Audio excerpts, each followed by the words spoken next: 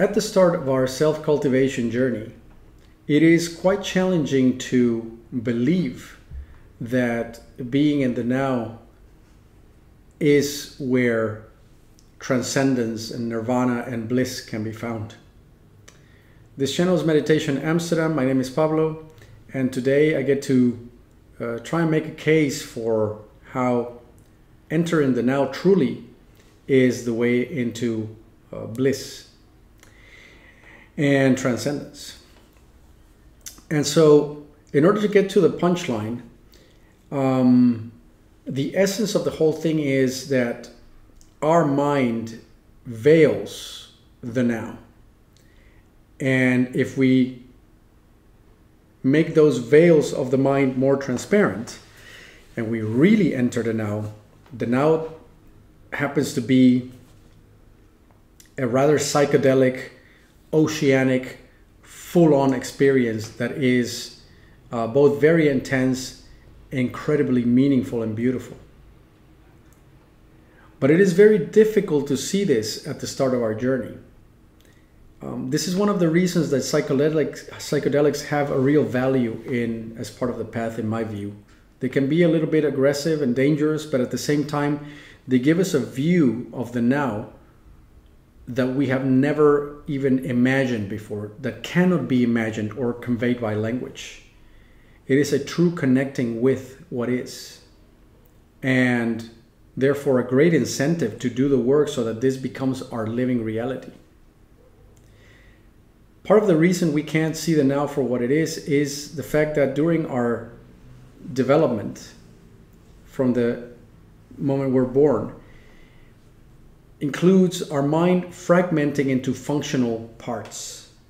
So the mind goes from being a unity that therefore perceives in a singular and oceanic way into becoming fragmented, and as we split, our reality splits, our perception of reality splits.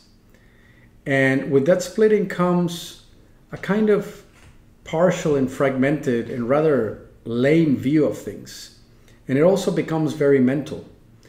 In my video about whether we live in a matrix, I make a case for how we do live in a kind of simulation matrix, which is created by our minds through what is called object relations. Our mind taking snapshots of things, generalizing them, and from that point on, we only really ever interact with the snapshot as opposed to interacting with the actuality of things.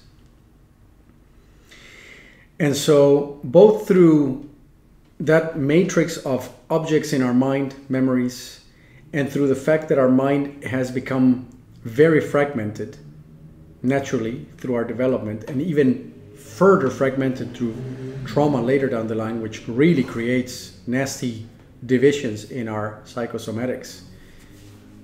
Whenever we come into the now, we see a now that is hardly worth inhabiting. At best, it's pretty lame. There's no reason to stay in the now. It's super boring. You'd rather be thinking about stuff, making plans, and so on. And at worst, it's very scary because inhabiting the now is this eerie place in which you can't really be certain of anything, and you don't really seem to be there as part of the picture. It's very strange. And what this is in essence is an invitation to engage in the kind of practices that start to make the now not just a more inhabitable place, but really a fascinating place in which sensory experience starts to become all-encompassing, all-embracing, and welcoming, warm, voluptuous, bright, and in some cases very psychedelic, very revealing, very direct, very intimate, and really fascinating in all kinds of ways. Sometimes your senses will coalesce through synesthesia.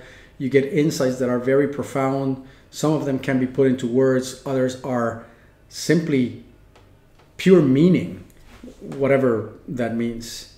And doesn't need to be explained, but rather is simply there to be completely enjoyed and enjoyable.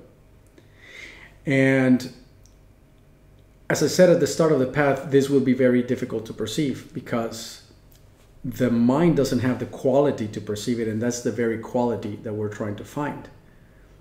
So that whether we start our path because of the pressure of trauma that we want to release and pain that is too present, or whether we do it because we are curious about what's out there, what is interesting to understand is that what is out there, the great beyond, the great transcendence that we're looking for, is not to be found elsewhere, but is to be found in a true and actual penetrating of the now for what it is.